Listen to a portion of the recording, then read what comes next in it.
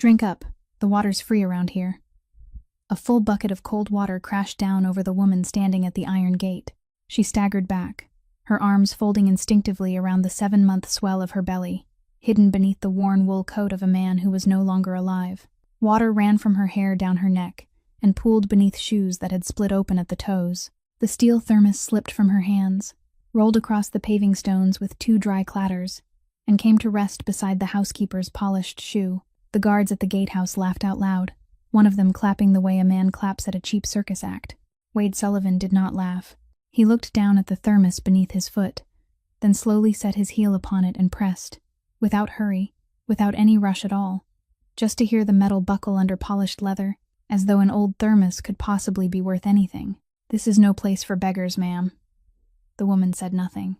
She stood there, soaked through in the late autumn drizzle of Boston, her lips gone blue with cold, her arms still crossed over her belly like a shield, and she did not cry out, did not beg. They did not argue back. She only looked down at the crushed thermos with an expression that made both guards fall silent without knowing why. She lowered herself, knelt on one knee on the wet stone with the heavy movement of a pregnant woman, picked up the thermos and wiped it with the hem of her coat, as carefully as one wipes dust from an old photograph, then rose and turned toward the gate. And at that very moment, 3 black cars rolled into the courtyard. No horns, no headlights. Only the sound of tires grinding over wet stone and a car door closing with a single, clean sound, like a period at the end of a sentence. The man who stepped out of the middle car was tall and broad-shouldered, his black suit untouched by a single drop of rain, a faint scar running along the left side of his jaw, and gray eyes that every dock worker in Boston knew. When they settled on a man, that man had best start praying. The courtyard went silent, as if the air had been drawn out of it. Everyone assumed Cormac Kane would wave the whole thing off, because in this city men had died over far smaller matters. Instead, he pushed aside the umbrella his guard was holding, let the rain fall straight onto his shoulders, walked up to the stranger, took off the coat he was wearing and laid it over her shoulders, without a word of explanation. Then he held out his hand. "Let me see the thermos."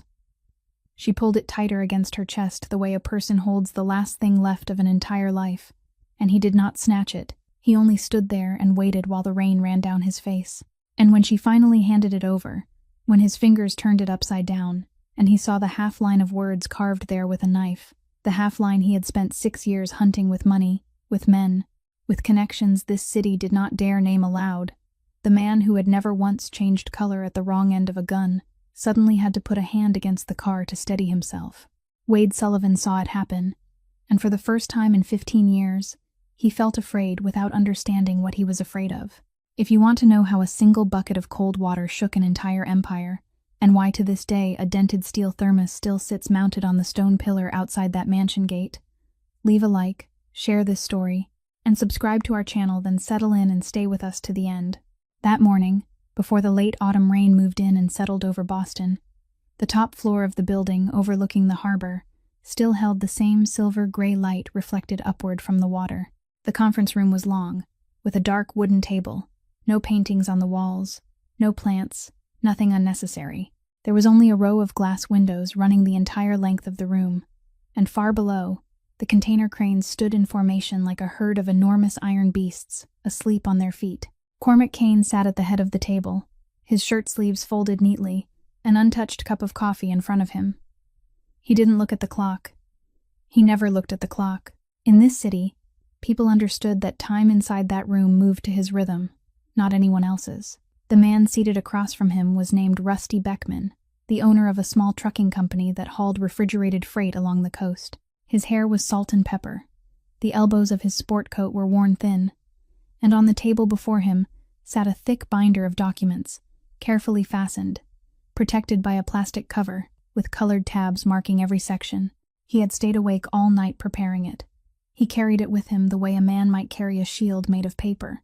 No one bothered to open it. "I know I'm past due," Beckman said, trying to keep his voice steady, though it caught somewhere in the middle of the sentence. "Business is down this season. 2 of my tractors are sitting in the yard with transmission trouble, and I had to pay my men first. The cash flow statements are in here, along with contracts for 3 new routes I just signed. If you give me another 90 days, I can put everything in order. I give you my word, I've never cheated anyone out of a single dollar in 22 years in this business." Cormac didn't answer. He looked at the binder, then at the two hands resting on top of it, the hands of a man who had once changed his own tires, loaded his own freight, and driven through the night himself.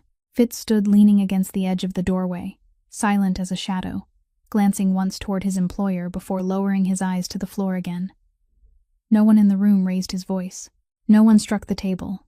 There was nothing on its surface but paperwork and a cup of coffee. Yet the salt and pepper-haired man had begun to sweat at the temples, and he didn't even know why. Then Cormac reached out and slid his cup of coffee across the table, gently, the way a man might move a piece on a chessboard. Porcelain touched wood with a very small sound. "Drink it, Mr. Beckman. Your hands are shaking," he said. His voice wasn't loud or cold. It almost sounded kind. That was what frightened people most. "I don't care about 90 days. I care that you've been sitting here this long and still think I need to hear your reasons." Beckman opened his mouth to say something. Nothing came out. "And that thing you're clutching so tightly?" Cormac continued, never taking his eyes from the man's face. "It isn't a file. It's a plea wrapped in plastic. Sign the paper Fitz gives you, then go home and have dinner with your wife. Today, you still get to go home. 3 sentences, not 1 word more." Fitz stepped forward and placed a transfer agreement in front of Beckman, already printed with the name of the company, the vehicles, the yard, and a pen. The man stared at the paper for a long time. Then he picked up the pen. Then he signed. His signature twisted badly at the final stroke, the line that should have stretched long and firm, but his hand trembled so violently that the ink slipped beyond the box and became a crooked mark that no longer resembled the signature of a man who had owned his own business for 22 years. He stood, gathered the binder against his chest, and before leaving the room, he turned and looked at Cormac once. It wasn't the look of a man filled with hatred. It was the look of someone who had just been reminded that he was still fortunate. The door closed behind him. Only the steady hum of the air purifier remained. Fitz stood there a little longer, then spoke quietly, in the voice of a man who knew he was stepping across a line. "He has a family, sir. His oldest daughter is in school out of state." Cormac didn't turn around. He looked straight through the glass, where the cranes were beginning to stir beneath the clouded sky. "Everyone has a family. Fitz," he said. "That's why they sign." Fitz said nothing more. He had spent enough years beside this man to know when silence was the wiser choice. But he also knew something else. Something he had never told anyone, not even his wife. Not even on the nights when he drank more than usual.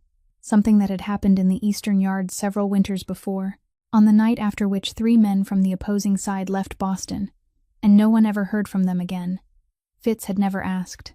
He only remembered the look in his employer's eyes that morning, and he remembered that he didn't sleep for the entire week that followed. Cormac rose and walked to the glass, slipping both hands into his pockets. Far below, the containers were stacked in rows of red, blue, and gray, stretching all the way to the water's edge.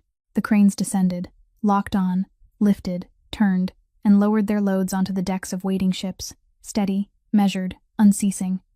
The whole city called everything beneath him his empire. He looked over it each morning the way a watchman surveyed his own fields.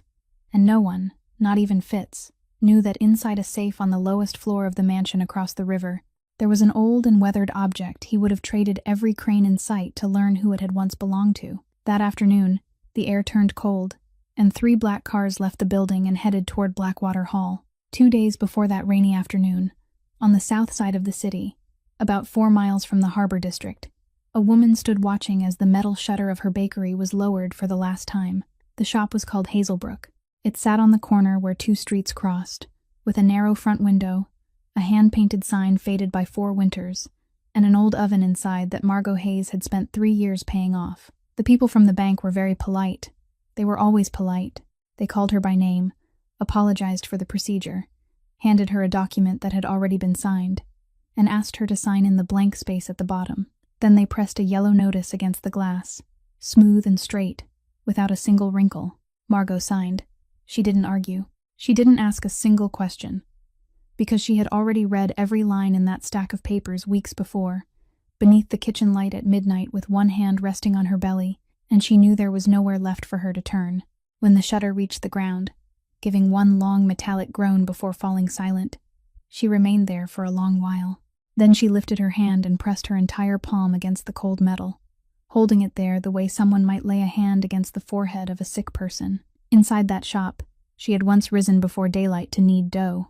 She had once wrapped bread and pastries for regular customers, whose children's names she knew by heart. She had once stood behind the counter, listening to Caleb talk about his shift, while he hurriedly ate an apple turnover, standing in the middle of the aisle. Her hand remained against the metal longer than it needed to. Then she drew it back, fastened the button of her coat, and walked away without looking behind her a second time. That same afternoon, the landlord came to the third-floor apartment where she lived. He wasn't a bad man. He had already given her 2 extensions.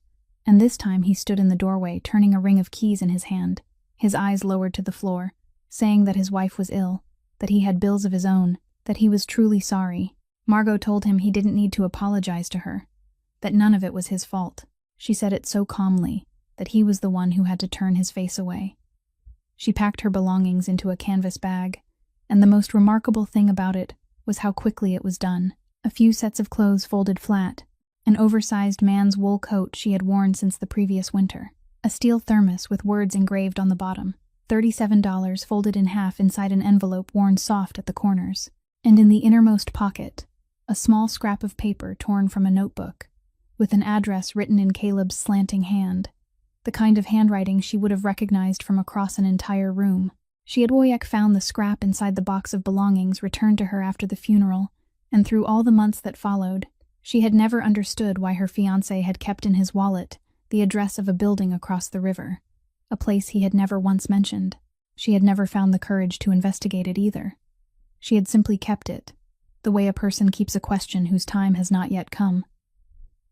The next morning, the rain began. Margot walked, not because she enjoyed walking, but because the money inside that envelope had to be used for something else, and because she had calculated very carefully in her mind how much longer it might last if she ate 1 fewer meal each day.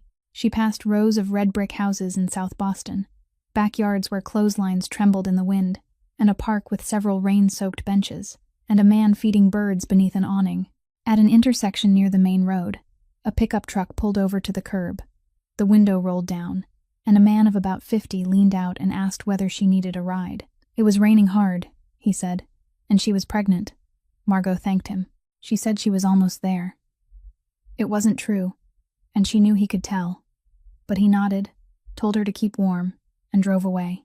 She stood watching until the truck disappeared around the corner, and for one very brief moment, she nearly called after him. At noon, as she passed a church downtown, she saw food being handed out at a side entrance.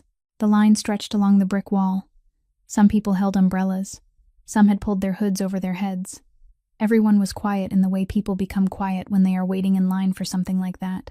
A silver-haired volunteer saw her and waved her forward, saying that pregnant women didn't have to wait. Margot looked at the line behind her. There was an old man leaning against the wall, and a young man whose shoes were in worse condition than her own. She thanked the woman and said she was fine, that she had already eaten.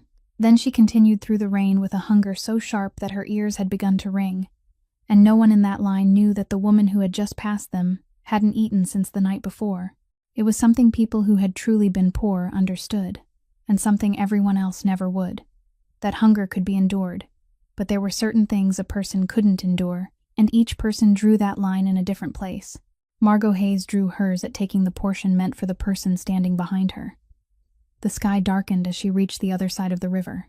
The road leading up into the hills was quieter, bordered by high stone walls, rows of bare trees, and tightly closed gates behind which stood large houses hidden from the road. She took the scrap of paper from her coat pocket, opened it beneath a streetlight, compared the address with the number fixed to a stone pillar, then folded it again and put it away. Before her stood a tall iron gate, both halves shut, with a stone-paved drive stretching into the darkness beyond. Margot stood there for a very long time. Rain fell across her shoulders and face, and she raised one hand to the freezing iron bars, her fingers tightening, then loosening, then tightening once more. Several times, she opened her mouth to call toward the house beyond, and several times, she stopped herself. The first thing Margot felt when she woke wasn't warmth, but space. Some rooms were so large that the very vastness of them became a kind of sound, and this drawing room was one of those, with a ceiling twice the usual height, dark wooden floors polished until they reflected the fire burning at the far end, and every footstep of a servant passing through, returning as a faint echo before fading away completely. She was lying on a velvet-upholstered chaise. Her wet clothes had been replaced with dry ones, and beside her stood a man in glasses who was folding his stethoscope and putting it back into his case. His name was Dr. Whitlock, a man she would later learn had served as the Kane family's private physician for many years. He spoke to her in the measured voice of someone accustomed to giving news to anxious people, saying that her blood pressure was a little low but nothing to worry about, that she needed to eat and sleep more, that the baby was perfectly well, the heartbeat was strong, and everything was normal. Those final 3 words made Margot close her eyes for a long time. Everything was normal. She repeated those words silently in her mind, the way a person might repeat a prayer, and only then did her shoulders finally lower. Then she opened her eyes, sat up, and looked around. Draped over the back of a nearby chair was the black coat belonging to the man from the courtyard, still slightly damp around the collar.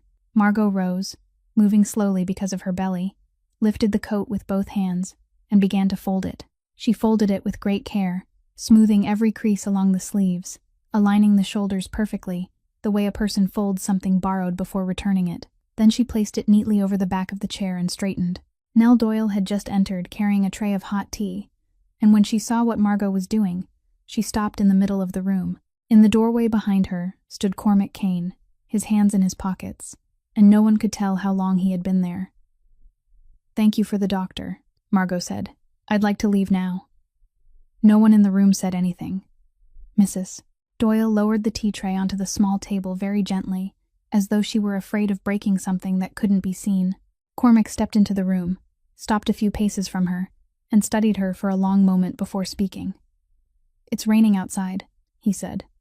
"It was raining when I came here," she replied. He nodded slowly, as though she had given him an answer he hadn't expected. Then he continued in the same calm voice, and Margot recognized it at once as the voice of a man accustomed to saying things other people agreed to. He told her he would arrange a sum of money for her, enough to keep her secure for several years, with no conditions and no paperwork. Margot shook her head before he had finished. He said there was a small house north of the city that stood empty, quiet and close to a hospital, and that she could stay there for as long as she wished. She shook her head again. He paused, then said he owned several establishments downtown and could give her any kind of work she wanted, bookkeeping, reception, or anything else she felt able to manage. Margot looked directly into his eyes. "You don't understand me," she said. "I won't take anything from you." Mrs. Doyle raised a hand to her mouth. In the corner of the room, the guard stationed by the door turned his head sharply, then looked away again, as though he had just heard a sound that wasn't supposed to exist in that house. Cormac didn't move. "I bake," Margot continued, and her voice didn't rise at all, which was precisely what made the entire room fall still. "I've been baking for 12 years. I open my doors before daylight. I know exactly how much yeast a batch of dough needs on a cold day. I remember the names of my regular customers' children. I didn't lose my shop because I was bad at what I did. I lost it because some years come that way, and anyone who has lived long enough knows there are years like that. What I need isn't someone to pay my debt for me. What I need is one more morning to open the door. And you can't give me that. You can only buy it, and those aren't the same thing." She lowered one hand to her belly, not for effect, but with the unconscious ease of a habit that had become a reflex. "My child will be born soon," she said. "It will grow up in a small house, maybe a very small one, but I want it to know that everything inside that house was earned by its mother. I don't want the day to come when my child asks where something came from, and I have to say that a stranger took pity on me one rainy afternoon." Then she bowed her head to Mrs. Doyle, thanked her for the tea she hadn't had time to drink, and walked toward the door. Cormac Kane remained exactly where he was. It had been many years since anyone had said no to him inside his own home, and the strange thing was that he didn't feel angry. He only stood there, watching the narrow back beneath the oversized wool coat as she moved into the hallway, while something he couldn't name stirred inside him, the feeling of a man who had just seen a familiar face in a place where no familiar face could possibly have been. Only when she was about to disappear beyond the doorway did he speak, and he said exactly one sentence. "Miss Hayes, stay tonight. Tomorrow morning, wherever you want to go, I won't stop you." Margot stopped. She didn't turn around. Outside, the rain tapped steadily against the stone awning, And inside the pocket of her wool coat, the small scrap of paper bearing Caleb's slanting handwriting remained perfectly still, unknown to everyone. Margot stayed. She didn't say yes. She simply stood motionless in the hallway doorway for a long time. And then Mrs. Doyle came forward, slipped an arm through hers, and led her upstairs to a room in the east wing without asking another question. Because she was the kind of woman who understood that there were moments when a person's pride could best be helped by not mentioning it at all. One by one, the lights in the house went out. The servants went home. The guards withdrew to the lower floor, and when all of Blackwater Hall held nothing but the rain tapping against the stone roof and the soft crackle of the fire in the great drawing room, Cormac Kane went down to the basement, opened the wooden door at the end of the corridor, and stepped into a room that even Fitz had never entered. The room was small and windowless, its walls paneled in dark wood, and at its center stood an old desk that didn't belong with anything else in the house, the kind of desk one might find in the office of a retired schoolteacher. Set into the wall behind it was a safe, the very safe the whole city imagined held the things this man used to make other people keep silent. Cormac turned the lock. The heavy steel door swung open. There was no money inside, no ledgers, no contracts, nothing a man in his position was supposed to keep in a safe like that. There were only two objects. The first was a piece of cloth, dark gray and stiff with smoke, folded into a perfect square and placed inside an unlabeled paper box. The same piece of cloth that still carried, every time he touched it, the smell of a night he had never told anyone about. The second was a steel thermos, dented along the body, its paint burned away in patches, the bottom warped by heat until the engraving there had twisted, broken apart, and vanished entirely along one side. Cormac removed the thermos, placed it on the desk beneath the lamp, and sat down.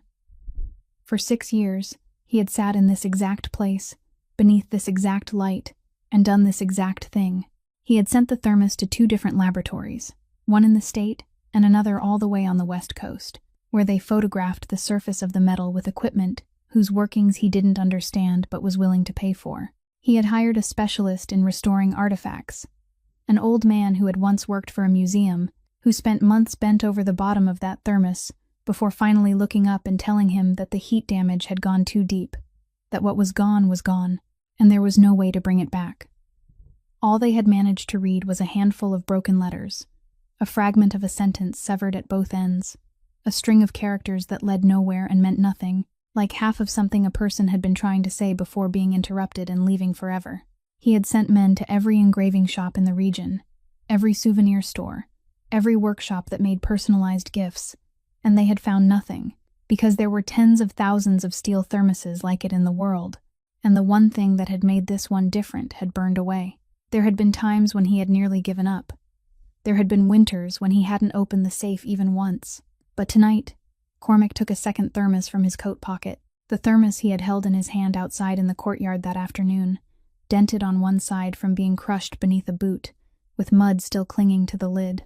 He wiped it with his handkerchief, slowly and thoroughly, until the steel began to shine again beneath the lamp. Then he turned it upside down. On the bottom of this thermos, the letters carved with a knife were still intact, deep and slightly slanted, written by hand rather than machine, the work of someone unaccustomed to engraving, who had still tried with all his strength to make the words straight. Cormac read them.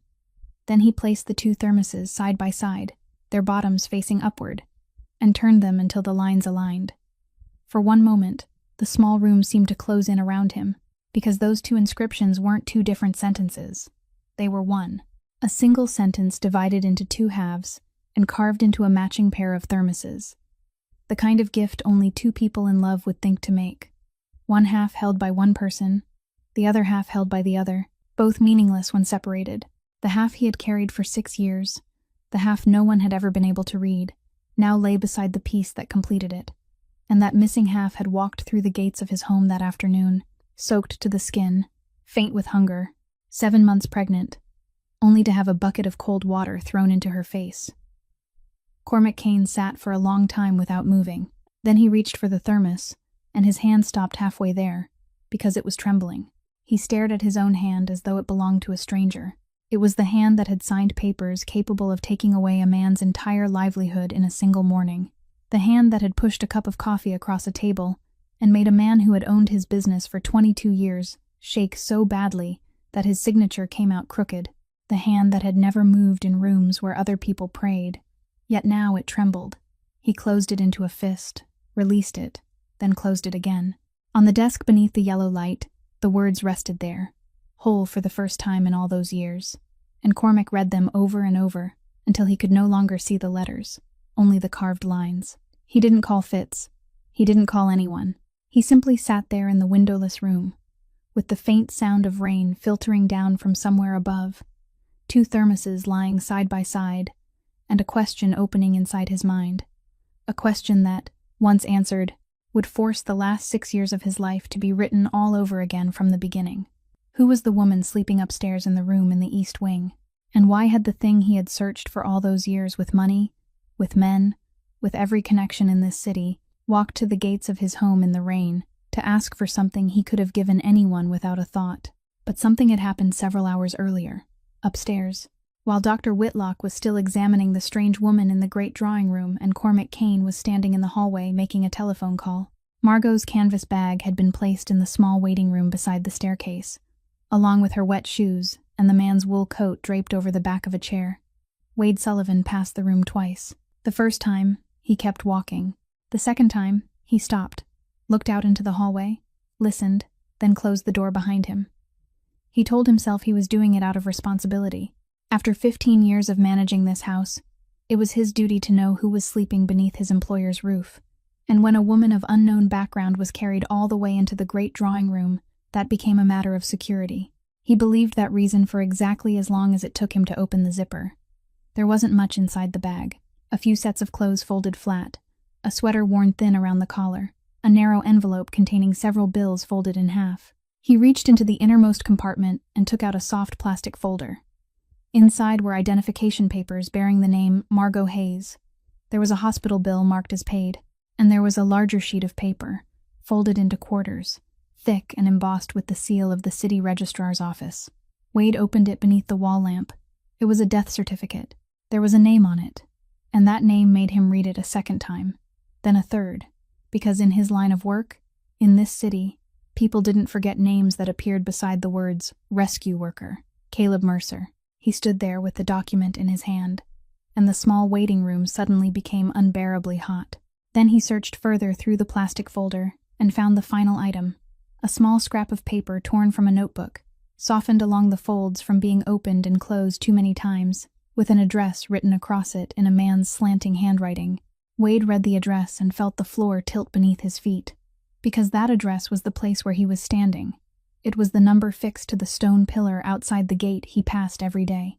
It was the house to which he had devoted 15 years, in order to earn the right to stand at the door and decide who entered and who didn't. The woman hadn't wandered there by accident. She had come deliberately, carrying in her bag an address written by a dead man.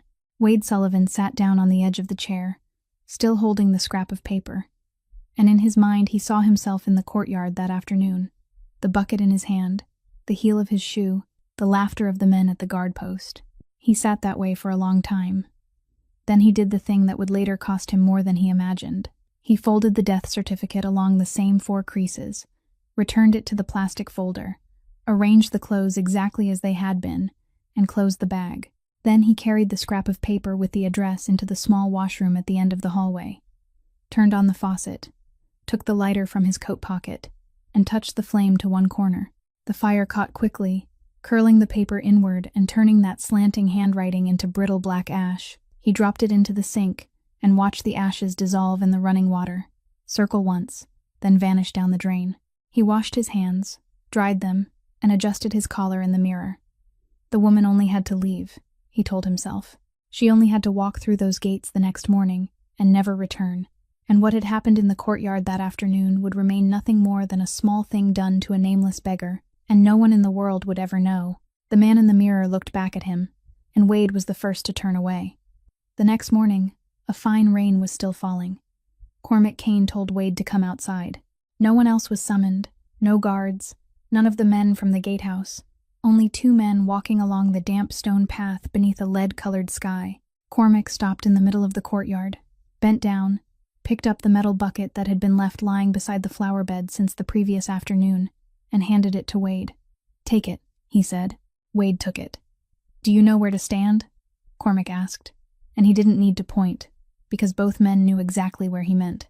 Wade walked to that spot and placed both feet exactly where a woman had stood without making a sound.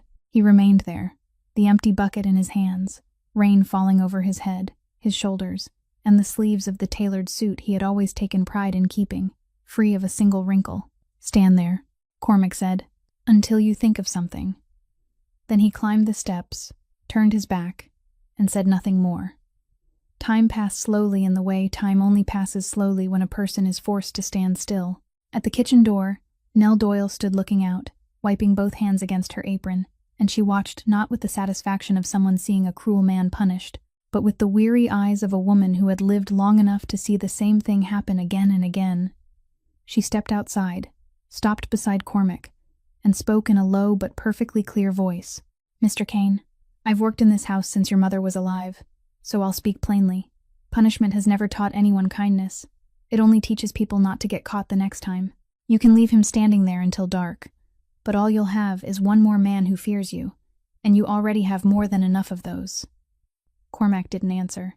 He looked across the courtyard at the large figure standing motionless in the rain, and he remained silent for so long that Mrs. Doyle thought he wouldn't say anything. Then he walked down the steps, crossed the courtyard, stopped in front of Wade, took the bucket from his hands, and set it on the ground. He reached out, took hold of his steward's elbow, turned him around, and led him back toward the house. Halfway there, he spoke very quietly, only loud enough for one man to hear. "I was once the boy standing outside the gate, Wade. A long time ago. And the person who opened it for me that day, I still owe him. Go inside, change your clothes, then come upstairs and see me."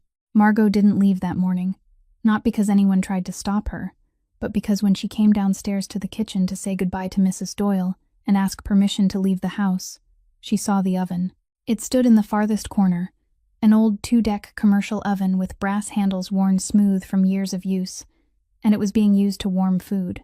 Margot stared at it for so long that Mrs. Doyle finally asked whether something was wrong. Margot asked whether the oven still worked properly, and Mrs.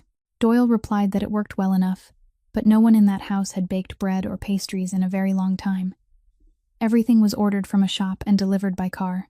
Margot removed the oversized man's wool coat, draped it over the back of a chair, and said in the voice of someone who had just found her own way out that she would stay one more day, not to accept anything, but to repay the night she had slept beneath that roof. Mrs. Doyle started to object. Then she looked into the young woman's eyes and stopped. She simply opened a cupboard, took out a clean apron, handed it to her, and said the flour was in the bottom cabinet on the left. All that morning, the great kitchen of Blackwater Hall carried a fragrance it hadn't known in years. Margot worked slowly, supporting her belly with one hand whenever she bent down, but not one movement was out of place, the precise rhythm of someone who had performed the same task thousands of times in her life. She measured flour by sight. She touched the surface of the dough and knew at once that it needed more water. She told Mrs. Doyle that in cold weather like this, dough rose more slowly and needed a little more time to rest, and Mrs. Doyle watched her work with the expression of someone witnessing a true craft. Across the long wooden table, trays of pastries began to line up in rows, their crusts deep golden, the scent of butter and cinnamon filling the kitchen with warmth, slipping into the hallway and climbing all the way to the upper floors. Evening came early, as it always did in the final days of autumn, and the kitchen lights were turned on. Margot was standing at the table mixing a bowl of apple filling when she heard footsteps stop in the doorway. Cormac Kane stood there, with one hand braced against the wooden frame. He said nothing. He only looked at the trays arranged across the table, the way a man might look at something he couldn't understand finding inside his own home. He had already been standing there for some time. Mrs. Doyle had gone out to fetch more milk. Only the two of them remained in the kitchen. Margot looked up, about to say something about leaving the following morning.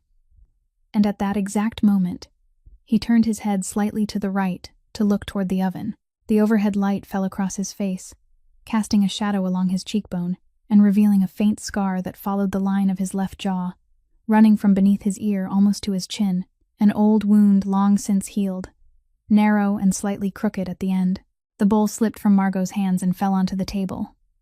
It didn't break. It struck the wood with a dull sound, spun once, then came to a stop, because she had heard about that scar before. She had heard about it on a summer evening many years earlier, when Caleb came home after his shift and sat for a long time on the back steps without going inside, and when she came out to sit beside him, he told her about a man he had pulled from a car on a bridge in the middle of the night. He said very little. He said the man had been terribly heavy. He said he had thought he wouldn't reach him in time. He said a piece of metal had sliced the man's face from below the ear down toward the chin, and Caleb had been forced to press his own shirt against the wound to stop the bleeding. Then he fell silent. When she asked who the man had been, Caleb looked out across the dark yard and said there were some people whose names were better left unknown after you saved them. She asked him again on another occasion, and he gave her exactly the same answer. He never agreed to tell her. He carried that name with him until his final day. Margot straightened. Flour still covered both hands, and she wiped them against her apron, slowly, very slowly, as though she needed those few extra seconds to make certain she wasn't mistaken. The only sounds left in the kitchen were the low hum of the oven and the fine rain whispering beyond the window. She looked directly at the man standing in the doorway, the man whose name the entire city spoke only in whispers, the man she had refused to his face just the day before, and she asked him a single question, her voice so calm that the calmness itself made the words feel as heavy as stone. "That scar," she said. "You got it on a bridge, didn't you?" Cormac Kane didn't move. Not a single muscle in his face shifted, but the hand resting against the wooden doorframe tightened, very slightly. So slightly that only someone watching closely would have noticed. And in the hallway, Mrs. Doyle had just returned with a pitcher of milk in her hands. She stopped in the middle of the passage and didn't dare take another step. Cormac didn't answer at once. He walked into the kitchen, pulled out a chair at the head of the long wooden table, and sat down, and there was something in the way he sat that made Mrs. Doyle quietly set the pitcher of milk on the counter, withdraw from the room, and close the door behind her. He sat facing the trays of pastries that were still warm, his hands clasped together on the tabletop, and he looked down at them for a long time before he began to speak. Then he told her that it had been a night near the end of winter, that a thin layer of ice had formed along the incline leading up to the bridge, and that he had been sitting in the back seat of the second car, in a convoy of 3 returning from the eastern yards. He told her that everything happened very quickly, so quickly that even later, when he tried to remember it, he couldn't put the events back in order. He remembered only a truck without lights cutting across from the opposite lane, then the long scream of metal, then the whole world turning sideways, then the roof of the car somewhere beneath his feet, and the road somewhere above his head. He told her that the first thing he became aware of when he regained consciousness wasn't pain, but smell. Gasoline, burning rubber, and thick smoke pouring into the overturned car, smoke so dense that he couldn't see his own hand held in front of his face. He told her that he heard the flames licking at the front of the car, a sound like cloth being torn apart very slowly, and that he could hear sirens calling from far away, so far away that he knew with certainty they wouldn't reach him in time. He told her that he had tried to force the door open and couldn't, that the metal frame had grown so hot he had to pull his hand away the moment he touched it, that he had lain there in the darkness and smoke and thought perhaps his time had finally come, that in his line of work no one ever reached the end of the road, and the only thing he still had time to regret was that there were a few debts he hadn't finished repaying. Then he told her that he heard someone knocking against the body of the car, 3 knocks, firm and even, without panic. Then a man's voice shouted into the wreckage, asking whether he could hear him, telling him to reach toward the sound of the voice. He told her that through the smoke he saw a flash of fluorescent yellow, the color sewn onto the clothing of people who ran toward danger when everyone else was running away. He told her that a hand reached through the broken doorway, seized him by the collar, and pulled. The first pull failed. Then came the second. He told her that the man wasn't large, that he was in fact much lighter than Cormac, but somehow he dragged him free. And while he pulled, he never stopped talking, speaking constantly, saying foolish things about how troublesome it was to be outside on a night this cold, using the steady, even voice Cormac later understood rescuers were trained to use so the injured wouldn't lose consciousness. He told her that once they reached the side of the road, the man rolled him onto his side, ran his fingers along his face, found the wound running from beneath his ear toward his chin, then tore off the shirt he was wearing, folded it, and pressed it hard against the cut. He told her that hand remained against his face the entire time that followed, firm, warm, without the slightest tremor, and that he had never forgotten the feeling of it. the feeling of a stranger's hand, holding his head on a night when he should have died alone.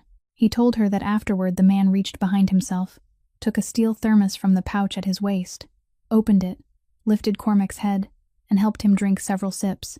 Then the sirens came closer.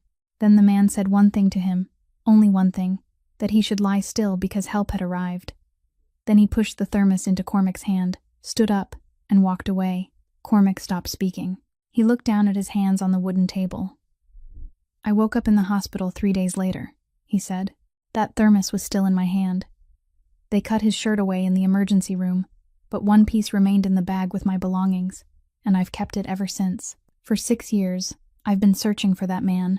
I had every dispatch record from that night reviewed, and no unit was sent to the bridge before the ambulance arrived.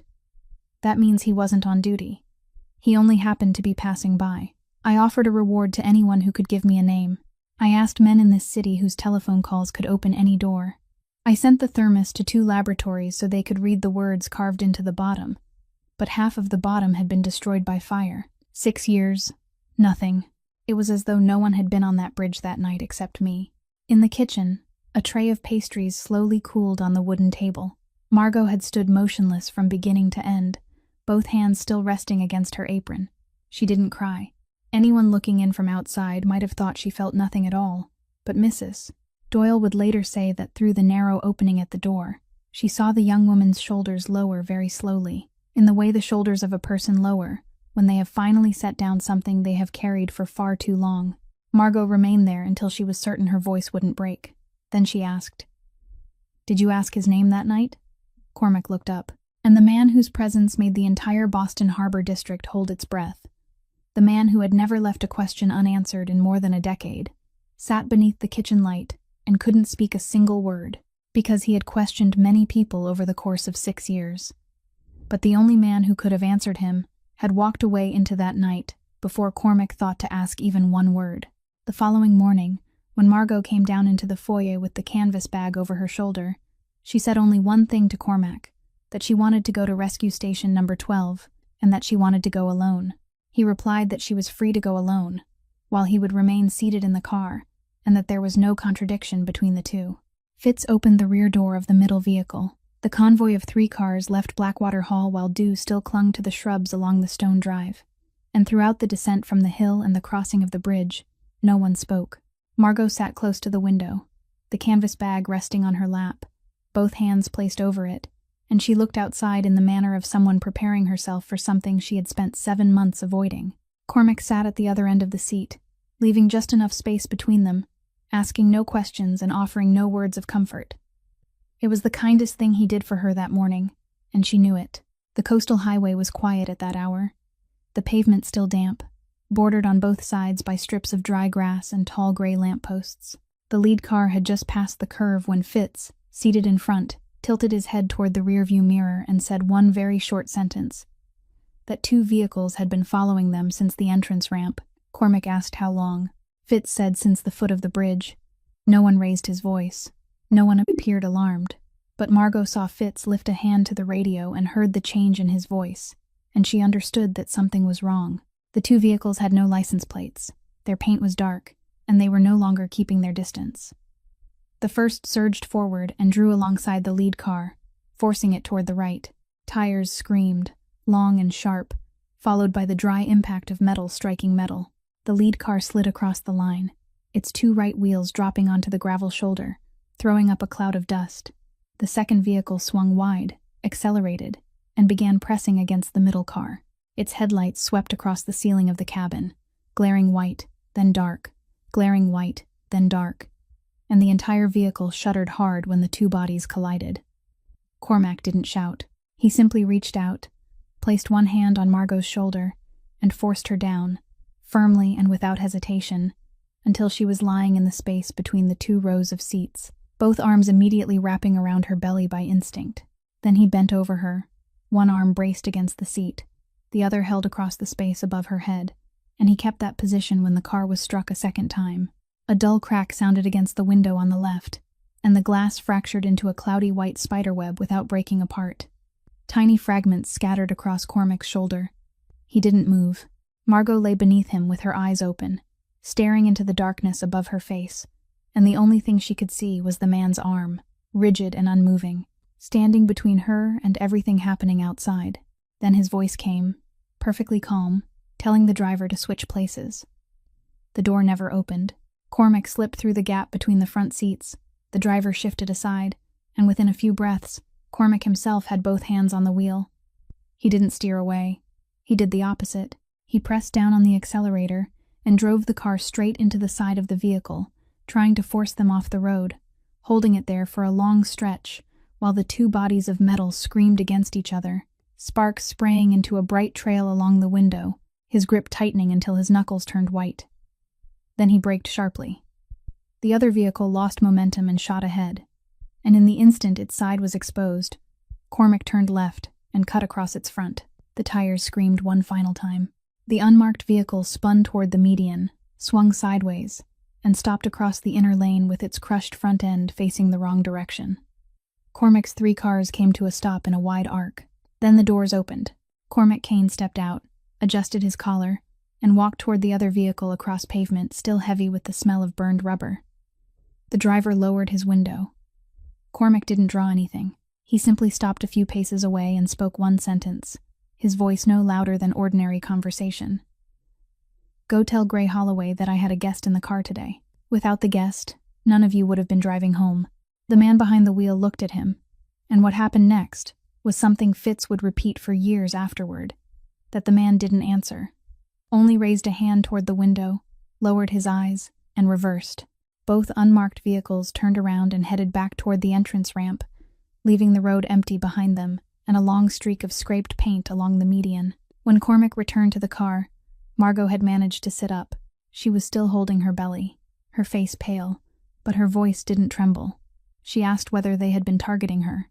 He said no, that it was business from the harbor, that it had been building long before she ever stepped through his gates, and that today she had merely happened to be sitting in the wrong car. Then he looked directly at her and said the thing he had been thinking ever since the window cracked. "Leave Boston. I'll arrange it. Anywhere you want, far from this city, because if you stay close to me, sooner or later there'll come a day when they won't be aiming at the wrong person." Margot remained silent for a moment. Then she turned and looked toward the empty road ahead, where 2 sets of skid marks still cut across the pavement. "Mr. Kane," she said, "I lost my bakery, my home, and the man I loved, and I walked halfway across the city in the rain to stand outside your gate.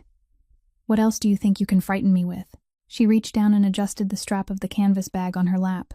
"And that rescue station number 12, she continued. "I've stood outside its door 3 times, and I haven't managed to walk in once. Today I will. Whether you come with me or not is up to you." Rescue Station number 12 stood at the corner of an old neighborhood on the east side of the city, a 2-story red brick building with a large white garage door and a faded flag hanging from a pole beside the sidewalk. Inside, it carried the smell of every rescue station in the world: rubber, antiseptic, and coffee that had been sitting too long in the pot. When Margot stepped through the door, 3 men were seated at a long table near the entrance, and all 3 rose at once.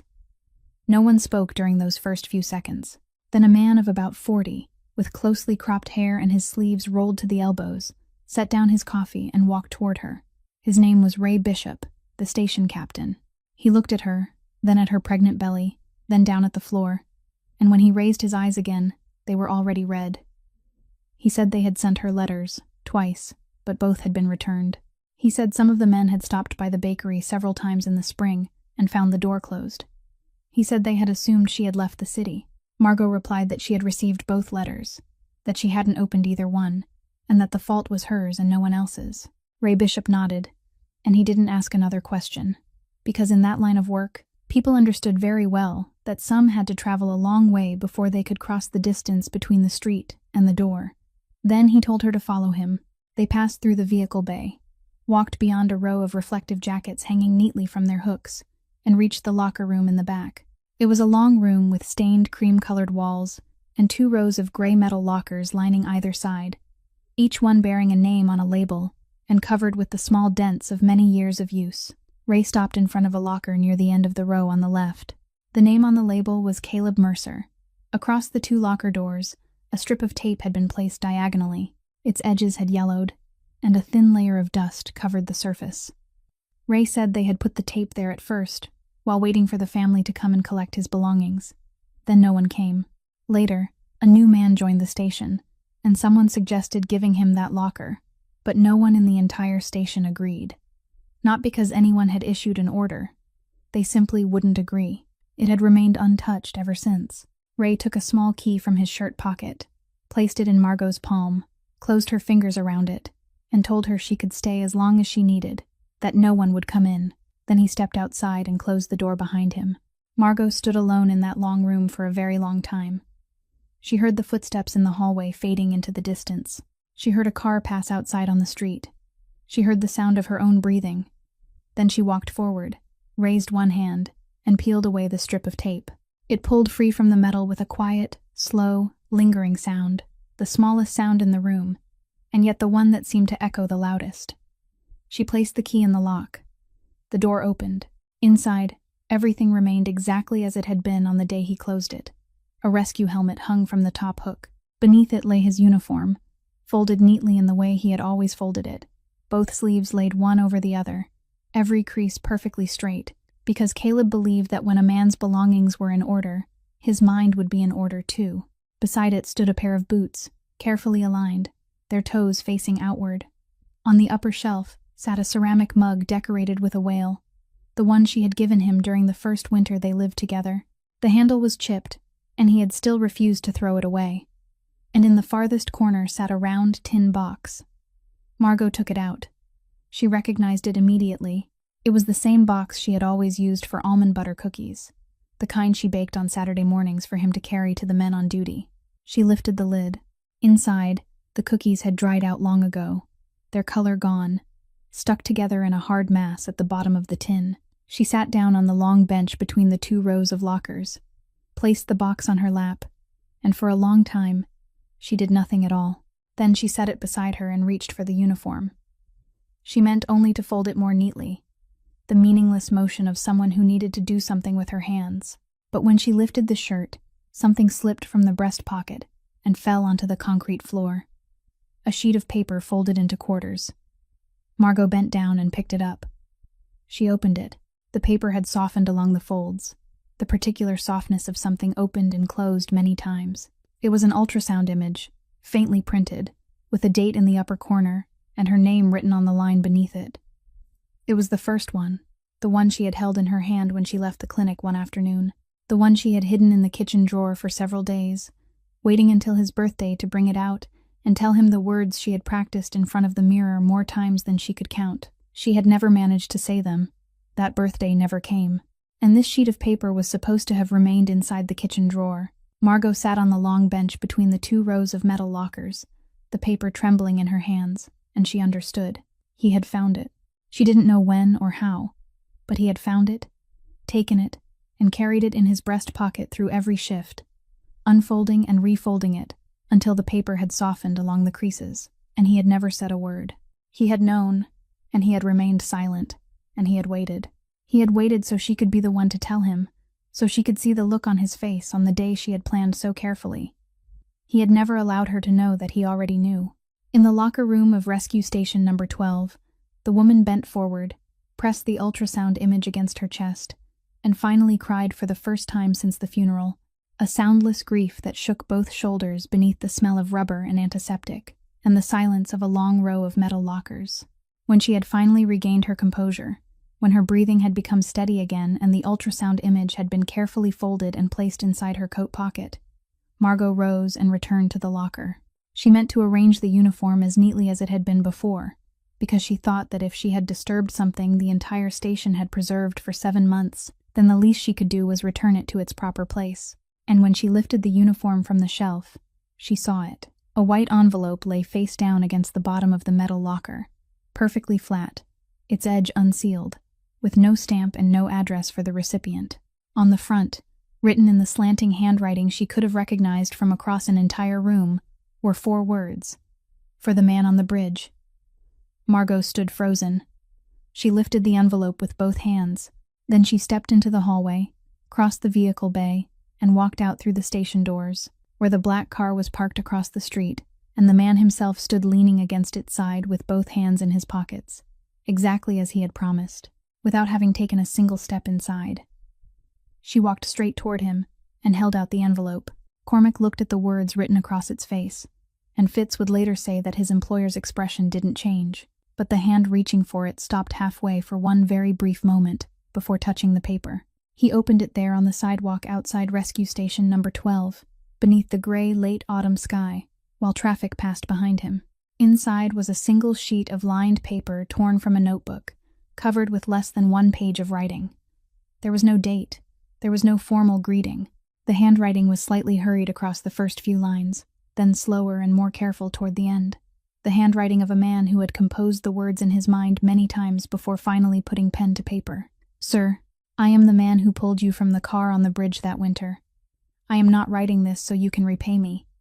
This is the work I do, and that night I happened to be passing by. Anyone in my place would have done the same, and I don't want you to think I have tried to find you for any other reason. I know who you are. I knew the following day when I read the newspaper. That is why I didn't stay until the ambulance arrived, and it is also why I have never told anyone about what happened, not even the woman I am going to marry. I don't want my name connected to your world. I hope you understand. I am writing this letter for another reason. Mine is the kind of work where every time a man walks out the door, no one can be certain what will happen. I am not afraid of that. I am used to it. But now there is someone waiting for me at home. And soon there will be one more. And that makes me think more than I used to. I have nothing to leave them except a small bakery and an old car, so I am asking you for one thing. Only one thing.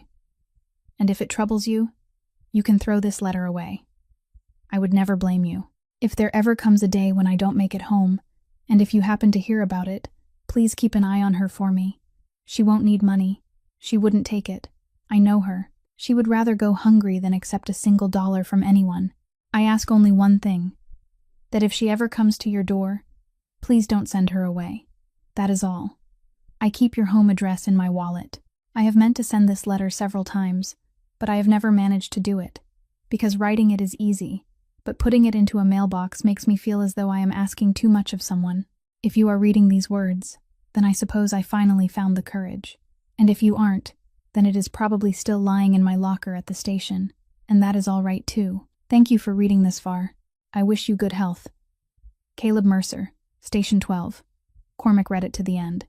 Then he began again from the first line. And Fitz, who had stood beside this man in rooms where no one dared breathe too loudly, who had watched his employer sit motionless as stone through nights when the entire city seemed to tilt beneath them, saw Cormac Kane turn his face away for the first time in all those years. He folded the paper. He folded it along the wrong crease.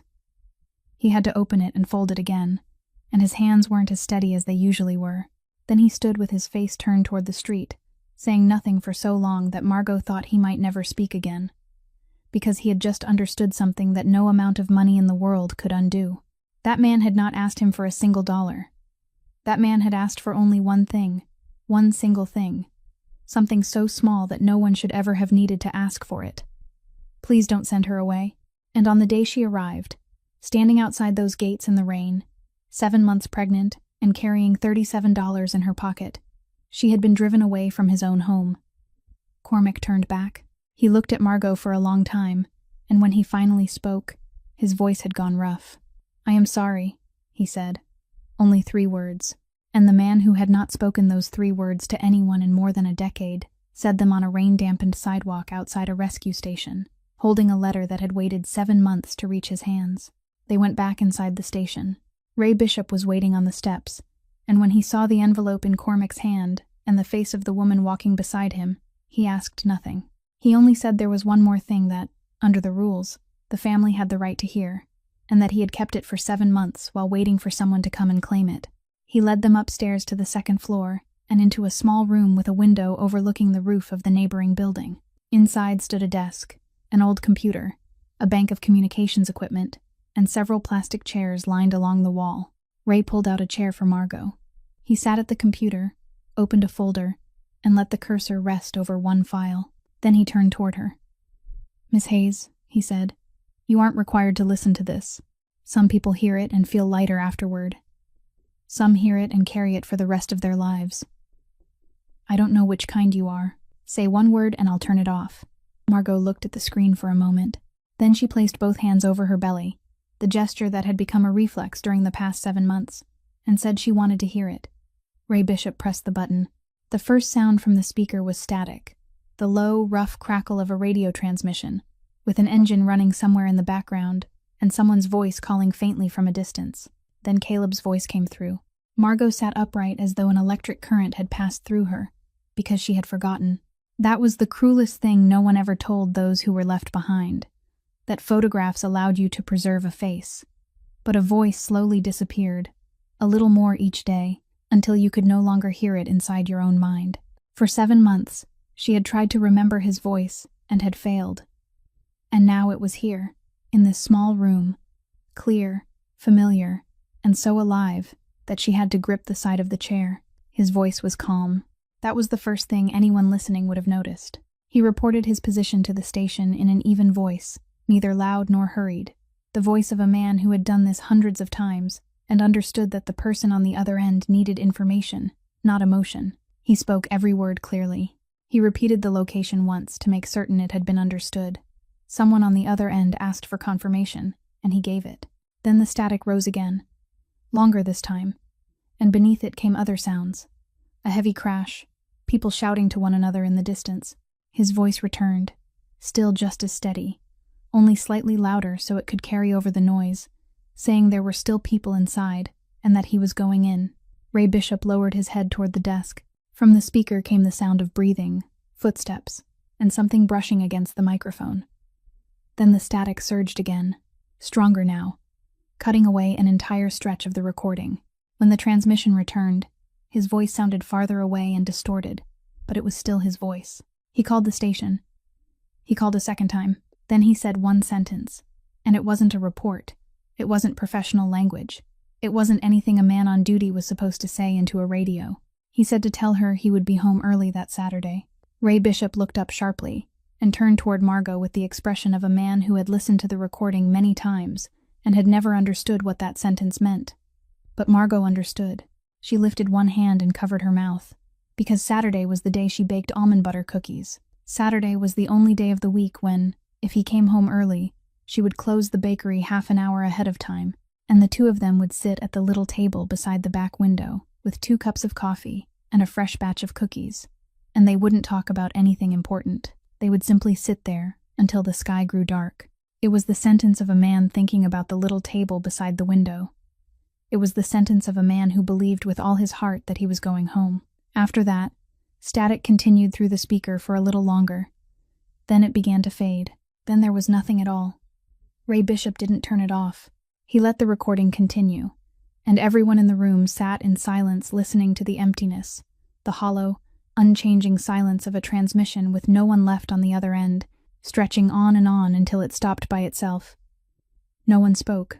Ray Bishop raised a hand to rub his eyes, then pretended to adjust something on the keyboard.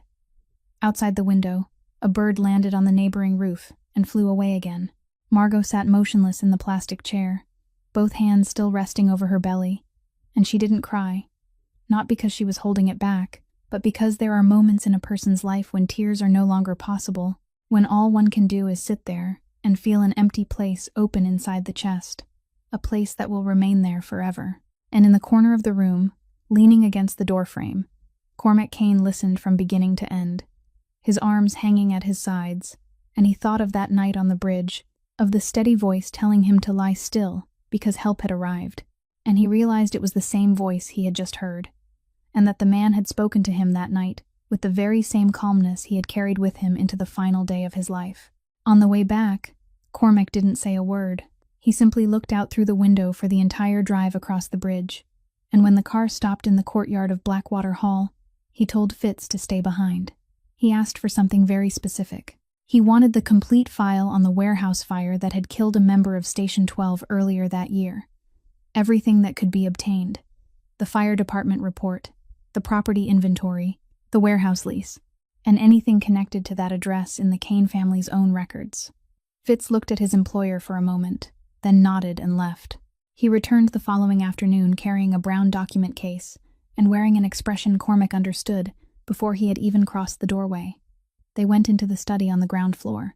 Fitz placed the case on the desk, opened it, and remained standing. "Sir, that warehouse," he said, "was in the eastern row of the old yards. On paper, it belonged to a company that leased refrigerated equipment, but that company was owned by another company. And if you follow the chain all the way through, it leads back to our own property portfolio. It was part of our network, sir. It had been for years." Cormac said nothing. He pulled the case toward himself. "The fire department was called that day because someone reported a fire." Fitz continued, his voice even but slower than usual. "The report says the electrical system was overloaded and no one was authorized to be inside after working hours. But people were inside. Several loading workers had stayed for an unregistered night shift. Their names didn't appear on any list. The men from Station 12 went in to find them. 3 came out." He stopped. "The 4th didn't." Cormac turned to the next page, then the one after that, and he stopped at a document bearing the letterhead of a fund whose name he didn't need to read because he had established it himself years earlier. An anonymous fund that didn't carry the Kane name, had no public contact address, only a bank account and an intermediary attorney, the kind of arrangement he used to send money to places where he didn't want his name to appear. He had ordered a payment sent to the family of the rescue worker who died within the week following the fire. He remembered that morning clearly. He had said only one thing to the attorney, that if a man died inside one of his warehouses, then they took care of the man's wife and children, because that was simply what had to be done. He had asked nothing else. He hadn't asked the man's name. He hadn't asked how many people were in the family. He hadn't asked what happened afterward.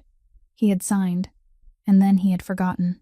That was how people behaved when they had too much money and too little time. On the final page of the file was a single typed sheet, brief and precise, prepared by the intermediary law office, stating that the payment had been returned to the fund because the beneficiary had refused to accept it. In the notes section were 2 handwritten lines from the attorney. Beneficiary requested the source of the funds. Source could not be disclosed. Beneficiary refused to sign. And directly beneath that, in the space marked beneficiary name, were 2 words, Margot Hayes. Cormac sat for a long time without turning another page. Fitz remained on the other side of the desk, hardly daring to breathe, because he had read that document on the way back and understood its meaning before his employer did, and throughout the entire journey he had tried to decide how to explain it, before finally deciding to say nothing at all. Outside the window, darkness had fallen. From the direction of the kitchen came the faint clatter of dishes, the sound of Mrs. Doyle preparing dinner, and from inside that room it seemed impossibly far away. Cormac closed the file. Then he rose, took it with him, and stepped into the hallway. He found Margot in the smaller drawing room, sitting in a chair beside the window, with the ultrasound image folded into quarters in her hand. She looked up at him. He placed the file on the low table before her, opened it to the final page, and turned it around so she could read. Then he stepped back and said nothing. Margot lowered her eyes. She read slowly, her lips moving along with the typed lines in the way people sometimes read when they are tired. Then she reached the space containing her name, and she sat upright. She remembered that afternoon immediately. She remembered the small office of the attorney on the 2nd floor of an old building, the smell of paper, the ceiling fan turning slowly overhead.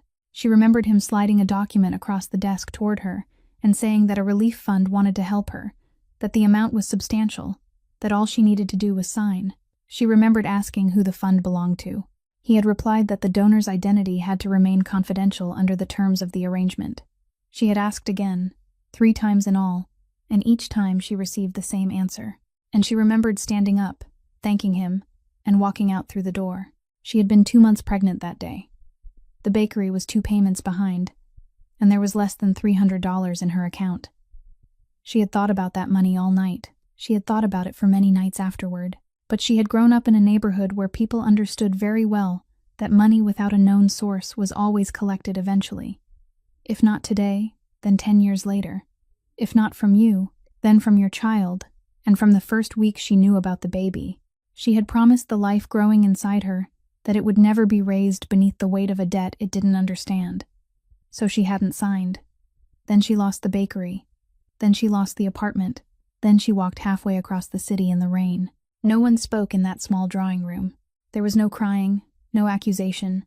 No one reached out to touch anyone else. There was only a man standing with his arms at his sides, realizing that he had already tried once to repay his debt, and a woman sitting before him, realizing that she herself had turned that repayment away, and that neither of them had done anything wrong, and that this was precisely why it hurt so much.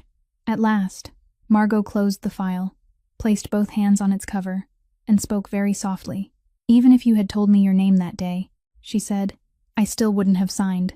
Cormac looked at her. "I know," he replied. Meanwhile, downstairs, Wade Sullivan was living through the longest days of his life. Since the morning he had stood in the rain at the center of the courtyard, no one had spoken a harsh word to him, and that was precisely what kept him from sleeping. Cormac still called him by name and assigned him work as usual, but the guards had begun looking at him differently, and the men at the gatehouse fell silent whenever he passed. Then he heard that the woman wasn't leaving, that Mrs. Doyle had prepared the room in the east wing for her permanently, and that his employer had sent someone to rescue station number 12 to collect the records. That night, while he stood polishing glasses in the small dining room, he heard the name Caleb Mercer mentioned through the partly open door of Cormac's study. Wade set the glass down, walked into the hallway, and leaned against the wall for a long time. He thought about the paper he had burned in the sink. He thought about the day when the truth would come into the light, and he knew very well that in this house, people might forgive a moment of anger, but no one forgave concealment. The following evening, he asked for several hours away and drove down to the harbor. The tavern among the old warehouses was the kind of place where the lights were always a murky yellow, the floor was sticky, and people sat with their backs toward the door. He drank 2 glasses and remained silent. By the third, a man took the seat beside him, someone around 40 in a leather coat, who offered no greeting and merely tilted his chin toward the bartender to have another drink poured for Wade. Wade knew whose man he was. At that harbor, everyone knew who worked for whom. The man didn't ask anything important. He simply made conversation, asking whether anything unusual had been happening up on the hill lately, asking whether Cormac had been coming down to the harbor often, asking in the careless voice of someone who seemed to be speaking only to fill the silence. And Wade, after his 4th drink, after too many sleepless nights, after too many days spent feeling the ground beneath his feet growing thinner, answered him. He said nothing about the letter. He didn't mention Caleb Mercer. He let only one sentence slip, a sentence that seemed so harmless when he spoke it that it sounded almost like a complaint, that there was a new woman in the house, and lately Cormac seemed more concerned about her than he was about the harbor. The man nodded, touched his glass against Wade's, and changed the subject. Half an hour later, he stood, paid for Wade's drinks as well as his own, and left. Wade remained alone with the empty glass, never realizing that with a single sentence, he had just sold the most valuable thing he would ever possess. That night, Margot left Blackwater Hall. Mrs. Doyle had arranged an early appointment for her at a maternity clinic near the south side the following morning, and Margot wanted to stop at the home of an old friend to collect several boxes of baking tools she had stored there after losing the bakery. Cormac wasn't home. He was at the building across the river. Fitz sent 2 men with her, a driver and a guard, and everything remained ordinary until the car turned onto the road running beside the old warehouse district, where the streetlights stood too far apart and concrete walls rose on both sides. A truck was parked across the road, blocking the way. The driver braked. At once, 2 more vehicles moved in behind them and sealed off the retreat. Everything happened very quickly and very quietly. There were no gunshots. No one shouted. The doors were opened. The 2 men with her were taken out, and another man bent down to look into the passenger compartment. He saw Margot and said 3 words to the man beside him. "That's the one." Margot didn't scream. She didn't scratch or struggle. She didn't beg or do any of the things people imagined a woman in her position would do. She sat still with both hands resting over her belly, while one strangely clear and sober thought moved swiftly through her mind, that they knew who she was, that fighting would only cause her pain, and that the only thing still within her control was leaving a trace behind. She reached toward the canvas bag beside her, opened the zipper, and pretended to search for identification. Then she took out the steel thermos, concealed it in the palm pressed against her belly, and when they helped her out of the car, the moment her foot touched the damp concrete, she let go. The thermos fell, rolled twice, and came to rest near the base of the wall in the darkness. No one noticed. There was exactly one person in the world who would recognize that thermos anywhere, and she knew with certainty that he would be standing on that road before sunrise. They placed her in the vehicle behind them. No one touched her inside the car. When they arrived at a dark yard where rows of containers were stacked one behind another, a silver-haired man in a long coat stepped down from the cabin of a crane, looked Margot over from head to toe, then turned toward his men and spoke in a voice as dry as gravel. "Take her somewhere dry. Find her a proper chair, a blanket, and hot water. Do you understand me? She is a bargaining piece against Cain, and a bargaining piece is only valuable if it remains undamaged. If any one of you harms so much as a hair on her head, you can explain it to me yourself." Gray Holloway raised the collar of his coat, looked toward the entrance to the yard, and smiled into the darkness. "Now call him. I've been waiting 6 years for this conversation." The call came while Cormac was still in the building across the river. He listened to every word without interrupting once, and when the voice on the other end finished its final sentence, he said only 2 words, that he understood, then ended the call. Fitz would later say that his employer didn't run. He walked to the elevator at an ordinary pace, walked to the car at an ordinary pace, and throughout the entire drive to the road beside the old warehouses, he said nothing, sitting with both hands resting on his knees. But Fitz saw his eyes in the rearview mirror, and he said he would rather face an entire crew than have those eyes turned on him. They arrived while the darkness was still complete.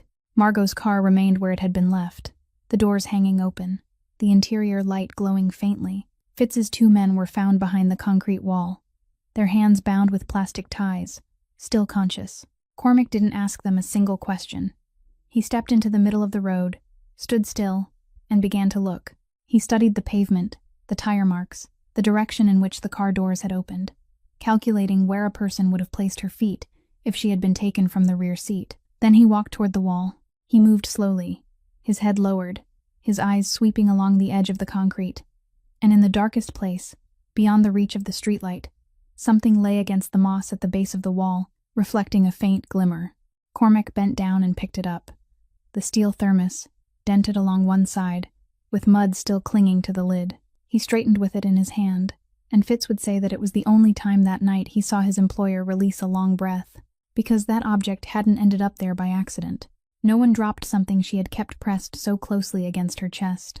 It was there because someone had placed it where only one person in the world would recognize it. "She left it for me," Cormac said. "She was conscious, she was calm, and she knew I would come." Fitz asked where they were going now. Cormac looked toward the eastern container yard, where towers of iron were stacked in rows that stretched all the way to the water. "The only place he still controls," he replied. "He wants me to come. He has been waiting for me for 6 years." At night, the yard was a maze. Containers stood in perfectly straight rows, stacked 3 levels high, forming long, narrow corridors that ran parallel through the darkness, lit only by a few high-pressure lamps at the ends of the yard that cast widely separated pools of yellow light. Wind came in from the sea and passed through the gaps between the metal walls, making a sound that rose into a whistle, then died, rose again, then died. Cormac's men spread out in small groups and moved along the corridors. Footsteps struck the metal ground with a dull, heavy echo from all 4 directions, until no one could tell which sounds belonged to them and which belonged to someone else. Flashlights swept across container doors, briefly revealing peeling paint before disappearing. Iron latches were pulled back, hinges screamed, and doors slammed shut again when nothing was found inside. Then came more footsteps, then another door. In the 3rd row, voices were heard. There was a short impact, the sound of someone falling onto the concrete, then feet scattering toward the far end of the yard. The headlights of a vehicle flared on without warning, sweeping across the entire row and drawing long human shadows along the container walls before they vanished. Cormac didn't chase anyone. He continued straight ahead, at an even pace down the central corridor, the steel thermos still held in his left hand, and each time someone rushed from the darkness, there was only one brief sound, then that person's footsteps retreating behind him, and then he continued walking. At the end of the 4th row, where a dark blue container stood apart from the others with its doors closed, the latch fastened, and 2 men guarding the entrance, something happened that no one there had expected. From the other side, from the direction of a service gate no one should have been able to enter, a large man approached. He carried no light. No one walked beside him. He wore his familiar black sport coat, torn across one shoulder, and he moved with the uneven stride of a man who had run a very long distance. Wade Sullivan had arrived before Cormac's men. He said nothing to the 2 guards. He charged straight at them, and in the darkness came only the sound of bodies striking the container wall, harsh breathing, shoes sliding across wet concrete, then one man falling, then the second running away. When Cormac rounded the end of the row, Wade was standing there with one hand gripping the door latch, breathing hard, his body leaning slightly to one side. The left sleeve of his coat soaked dark across a wide patch that he ignored as though the arm didn't belong to him. He pulled the iron latch free. The container door opened with a long, metallic cry. Inside, beneath the beam of a flashlight, Margot Hayes sat on a folding chair with a blanket around her shoulders and both hands resting over her belly. She looked up, and the first person she saw, the man standing across the doorway with his back raised like a wall between her and the black container yard beyond, was the steward who had thrown a bucket of cold water into her face on a rainy afternoon. Wade couldn't bring himself to look directly at her. He held out one hand, his palm facing upward, and spoke in a voice gone rough. "Miss Hayes, take my hand. Stay close to the wall, and don't look to your right." Footsteps came running from the neighboring corridor. Wade turned, pushed her behind him, and stood across the entrance until Cormac's men rushed into the row. He held that position throughout the short distance they traveled, toward the end of the containers, walking on the outside, shielding her from the direction of every sound, never retreating a single step. Only after Cormac reached her, removed his coat and placed it around her shoulders, then helped her toward the car waiting at the front of the yard, did Wade lean against the container wall and slowly sink to the concrete. Fitz ran to support him. Wade waved him away and said he was fine, then added a sentence Fitz would repeat for years afterward. "Take her first," Wade said. "I owe her one chance to leave through the gate properly." Gray Holloway didn't run. They found him exactly where he had been standing from the beginning, inside the cab of the crane at the far end of the yard, sitting in the driver's seat with the door open, his legs crossed, an unlit cigarette held between two fingers. He looked down and saw Cormac Kane walking toward him alone, without guards, without a light. Only his shadow stretched long across the concrete by the high-pressure lamp behind him, and Holloway gave a quiet laugh. "Faster than I expected," Holloway said as he climbed down the iron steps. "I figured it would take until morning." Cormac didn't answer. He stopped several paces away, and there was nothing in his hand except the dented steel thermos. The two men stood there between the dark rows of containers, while the sea wind passed through the gaps in the metal, rising into a whistle, and then fading away. Not one hair on her head was touched, just like I said. Holloway spoke first. "I have principles when I do business. All I wanted was for you to sit down and have a reasonable conversation about Pier Number 7, but you haven't been willing to sit down with me for years. If you wanted to talk," Cormac said, "you could have called." "I did call. You didn't answer. You haven't answered one of my calls since that winter."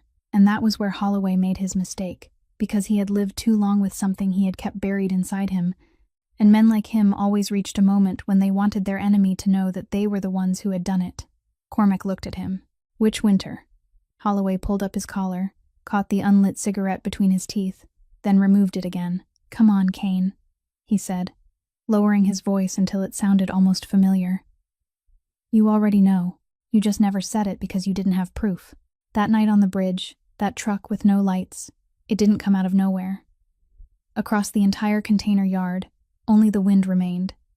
Cormac stood still. He didn't step forward. Not a muscle in his body moved. But the hand holding the steel thermos tightened until the metal gave a very faint sound. "I figured that out," he said. "A long time ago." "Then keep figuring," Holloway said with a laugh. "It was business. Sometimes you win, sometimes you lose. You survived, so I don't particularly regret it." Then he shrugged and added the sentence people would later say had changed the rest of his life. Because if he had been able to keep quiet, everything might have ended differently. "Besides, I haven't touched you in years. I only handled my own business in the eastern warehouse row. My merchandise was still stored in your cold warehouse, and you didn't even know it. The wiring was old, so I connected a few more industrial refrigeration units and told the men to keep them running. How was I supposed to know what would happen? It burned, so it burned. We only lost a few tons of goods." Cormac raised his head very slowly. "Someone died in there," he said. Holloway waved one hand. "Some firefighter, I think. That was his job." At that moment, Fitz, standing dozens of yards away at the entrance to the container row, would later say that he had slipped one hand inside his coat because he knew his employer well and he had counted silently to 3, waiting for a sound. But no sound came. Cormac Kane stood there for a long time, looking directly into the silver-haired man's face, and the only thing he did was open his hand and look down at the steel thermos resting in his palm. He thought of a warm hand holding firmly against his face on the night when he should have died alone. He thought of a letter that had never been sent, containing only one request: please don't send her away. He thought of the woman sitting in the car at the entrance to the yard, with a blanket around her shoulders. And he understood with absolute clarity that if he did tonight what the entire city expected him to do, he would avenge a man who had spent his life saving others by using the one thing that man had never used even once. Cormac slipped the thermos into the inside pocket of his coat. "Do you know why you are still standing here, Holloway?" he asked. Holloway raised an eyebrow. "It isn't because I forgive you," Cormac said. "It is because there is a man to whom I owe my life, and in all his years he never took anything away from anyone. Tonight, I repay that debt in his way, not mine." Then he turned and walked away. After several steps, he stopped without looking back. "Read the newspaper tomorrow morning," he said. "The part about the wiring connected to the cold warehouse and the few tons of merchandise you kept inside it." Everything that followed happened faster than Gray Holloway could have imagined, and without a single sound. The complete file on the warehouse fire, the reports, the electrical diagrams, the inventory of stored goods, the lease agreements, every document Fitz had traced through the chain of subsidiary companies was delivered directly to the district attorney's office the following morning, without an intermediary, without concealing the source, together with signed statements from the 3 night shift loaders no one had ever bothered to find. That same morning, at the harbor, the 4 largest freight companies canceled their loading contracts with every pier Holloway controlled. By the end of the week, he couldn't hire a single crane. By the end of the month, his name had disappeared from every berth allocation board in the harbor district, and the men who once called him boss began avoiding his eyes on the street. The whole city believed Cormac Kane had destroyed Gray Holloway. But Fitz, the only person who had stood close enough that night, understood that what happened had been the exact opposite. That man hadn't destroyed anyone. For the first time in more than a decade, he had stopped his own hand, and he had been able to stop because of a man whose face he had never known. It happened on a weekend morning, when everything seemed to have finally grown quiet again. Margot was sitting in the kitchen at Blackwater Hall with Mrs. Doyle, holding a cup of tea and talking about the boxes of baking tools she had managed to retrieve and temporarily store in the room behind the pantry. Then she stopped in the middle of a sentence. She set the cup on the table, bent forward slightly, and placed one hand over her belly. Mrs. Doyle looked at her. "My dear," she said, "what is this?"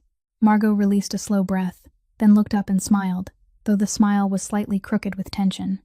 "I think he is getting impatient," she said, a few weeks earlier than expected. Mrs. Doyle didn't panic. She was the kind of woman who became calmer as circumstances became more serious.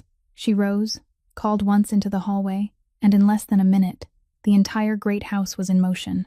Cormac came out of his study with the telephone still in his hand, and he stopped in the kitchen doorway for exactly 1 beat before understanding what was happening. He gave Fitz one short instruction: to call an ambulance, and no one else. Fitz asked which hospital he should call, and the woman seated in the kitchen chair looked up, her voice still clear even though her face had gone pale.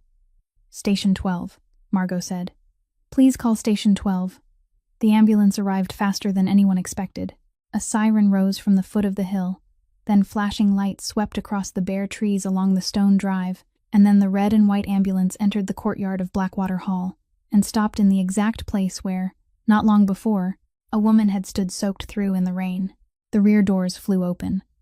The first person out was a man of about 35, broad-shouldered, with closely cropped hair, and the sleeves of his reflective jacket rolled up. He carried an equipment case and moved straight inside by professional instinct, his eyes already searching for the patient before he had time to greet anyone. Then he saw her.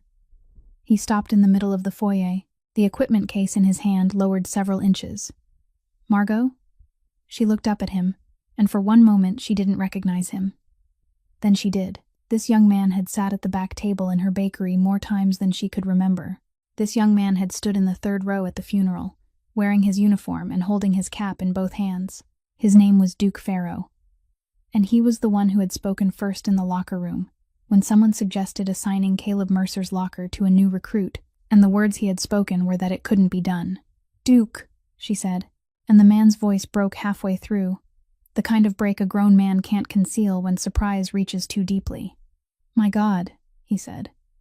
"We looked everywhere for you. We thought you had left the city."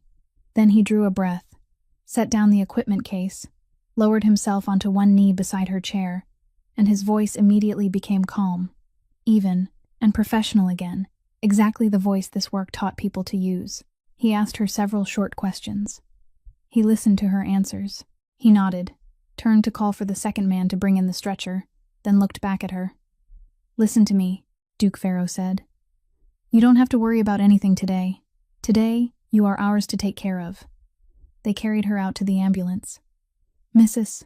Doyle followed all the way to the open doors, gripping Margot's hand and saying she would come to the hospital immediately. Cormac stood beside them, and before the doors closed, Margot turned toward him and asked only one thing, whether he could come with her.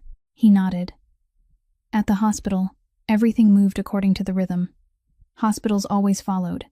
Fast, efficient, filled with the sound of wheels rolling over the floor, and calm voices calling to one another above the movement of other people.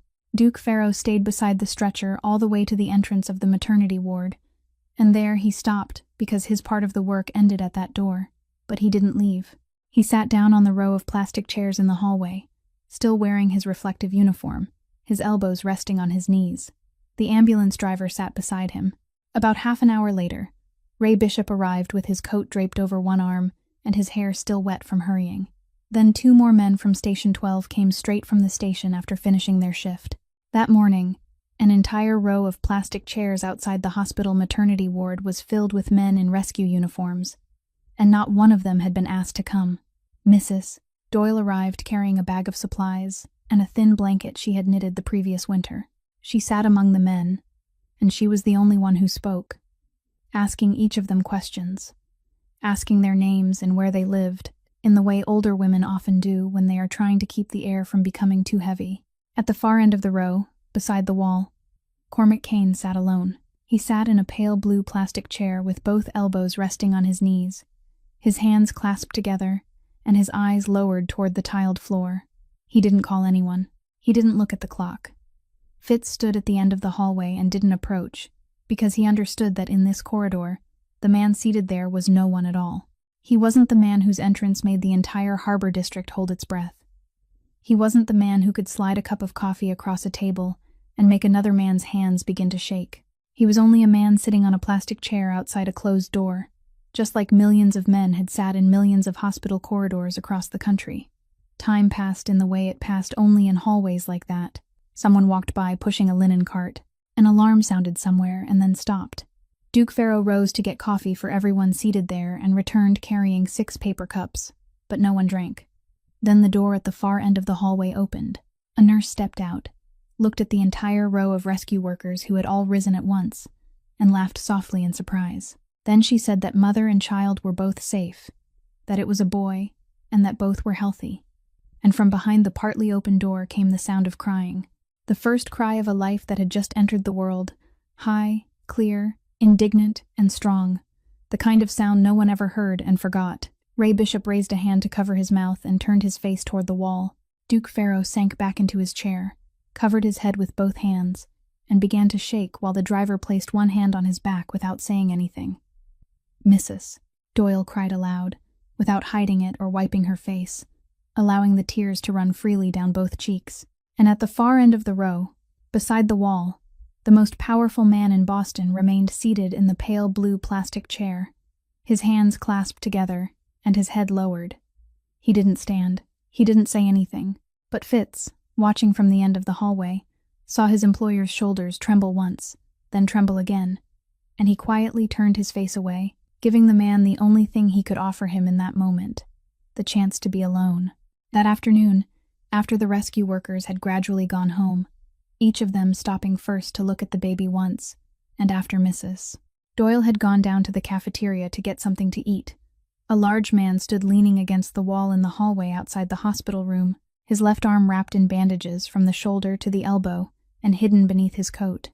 Wade Sullivan had been standing there for a long time, long enough that a nurse passing by asked whether he needed any help, and he answered, "No, thank you." In his hand, he held a small paper bag containing a pair of pale yellow wool socks he had spent a very long time choosing at the shop on the first floor, choosing them as though finding the right color were the most important thing in the world. He looked at the door. Several times, he raised his hand to knock, then lowered it again. In the end, the door opened by itself, because Margot had heard the footsteps stop outside some time before. "Mr. Sullivan," she said, "come in." He stepped inside and stopped several paces from the hospital bed, not daring to come any closer. The light in the room was soft. The window stood slightly open, and in the bassinet beside the bed, a baby slept with both hands curled into fists beside his face. Wade looked toward the bassinet, then quickly turned his eyes away as though he had no right to look. He placed the paper bag on the small table in the corner. "I bought this," he said. "You can throw it away if you want." Then he fell silent, and Margot waited, because she knew he hadn't come there only to give her a pair of socks. "I am not asking you to forgive me," Wade said at last, his voice rough. "I don't have the right to ask for that. I only want to tell you something, then I will leave." He looked down at his hands. "I worked loading freight at the harbor for years, back when I was in my 20s. It was the kind of work where every day you had to stand and wait for someone to choose you. Some winters no one hired us, so my friends and I went from house to house in this neighborhood asking whether there was anything we could do. Shovel snow, cut trees, anything at all. We stood outside the gates and rang the bell. At some houses, they came out and said they didn't need anyone. They were decent about it. At other houses, they didn't come out. They left us standing there in the cold, then sent someone to speak to us the way people speak to a stray dog that has wandered into the yard. Once, I stood outside an iron gate not far from here for so long that I couldn't feel my feet anymore, and then they turned on a hose inside the courtyard and let the water run toward me so I would leave." He stopped. "I started working at Blackwater Hall the following year. I began at the gatehouse. 15 years. And I told myself I would never stand on the other side of a gate like that again." He looked up, and his eyes were bloodshot. "Then I saw you standing outside that day. And I didn't see you, Miss Hayes. I saw myself. I saw that man in his 20s, standing outside someone else's gate in winter, and I hated that image so much that I had to make it disappear. I did to you exactly what they had done to me. Exactly the same thing." He fell silent. The only sound in the room was the baby's soft breathing from the bassinet. Margot didn't answer immediately. She watched him for a long time, not coldly and not gently, but with the expression of someone truly considering what had been said. Then she reached out and adjusted the thin blanket over her child. "Mr. Sullivan," she said, "do you know what frightened me most during the past several months? It wasn't losing the bakery. It wasn't walking through the rain. It was the nights when I lay awake thinking and felt something hard and cold beginning to grow inside me. And I knew that if I allowed it to grow, this little boy would grow up beside it." She turned toward the bassinet. "His father spent his life running toward the places everyone else was running from. He never took anything from anyone. He saved a man and walked away without even asking his name. That is everything he left my son, and I don't have much to give him beyond that." She turned back toward Wade. "So I have to choose. I can raise him with what his father left behind, or I can raise him with what you left me outside those gates that day. I choose the first. Not because I am good, so don't think that. I choose it because I don't have the strength to carry both." Then she spoke one final sentence, more softly. "That night in the container yard, you were the one who opened the door for me. That is the story I will tell him. What happened outside the gate? You keep that, and remember it. Let that be your part." Wade Sullivan stood there, a large man with one arm wrapped in bandages, and he couldn't speak a single word. He only nodded, once and very slowly, then turned toward the door. At the threshold he stopped. "Miss Hayes," he said without looking back, "from now on, when someone rings the bell outside that house, I will be the one who opens the gate." That winter passed slowly, and by the time the last patches of snow had melted from the stone steps in the hills north of Boston, several things in the city had changed without many people noticing. The first was the creation of a new fund, publicly registered, with a clear name on every document instead of being hidden behind any intermediary company. And that name was the Caleb Mercer Foundation. Its charter was very brief, only a few lines stating that the foundation existed to support the families of rescue workers injured or killed in the line of duty, and that every payment had to clearly identify its source the person who authorized it, and the date, with no money ever transferred unless the recipient knew exactly where it had come from. Margot herself insisted on that final provision, and when the attorney asked whether she was certain because it would make everything much more complicated, she told him to let it be complicated, because what people needed wasn't money that arrived quickly, but money that arrived clean. Rescue Station Number 12 received a new ambulance at the beginning of spring. Ray Bishop supervised the men as they washed it throughout the afternoon it arrived, and Duke Farrow asked for permission to paint a small line of words on the inside of the driver's door, in a place only the person sitting behind the wheel would ever see. He wouldn't let anyone look until the paint had dried. It was a very short line, only a name and 4 words. Tell her I will be home early this Saturday. From that day forward, every time the ambulance rolled out of the station, the person behind the wheel saw those words before closing the door. The bakery reopened on an April morning, at a street corner exactly 2 blocks from the rescue station. It was smaller than the old shop, with only 4 tables, a glass display counter, and an old oven Margot had chosen herself at a second-hand market and paid for with the first money she earned. She didn't accept a single cent from the foundation. She didn't accept a single cent from Cormac Kane, and when he offered to put his name on the lease for the storefront, she only looked at him and smiled, and he understood immediately and never mentioned it again.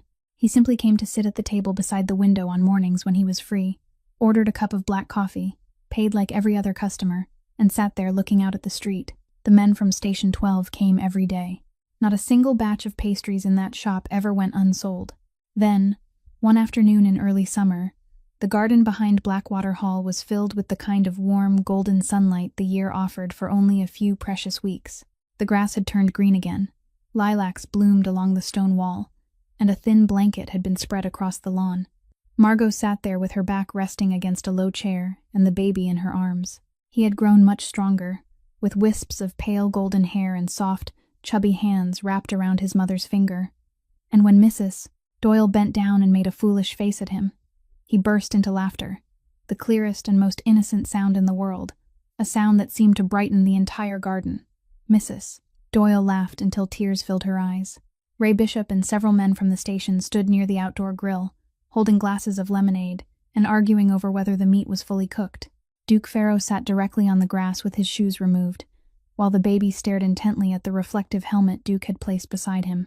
The bell rang at the gate. Wade Sullivan set down the tray he was carrying, adjusted his collar, and went out.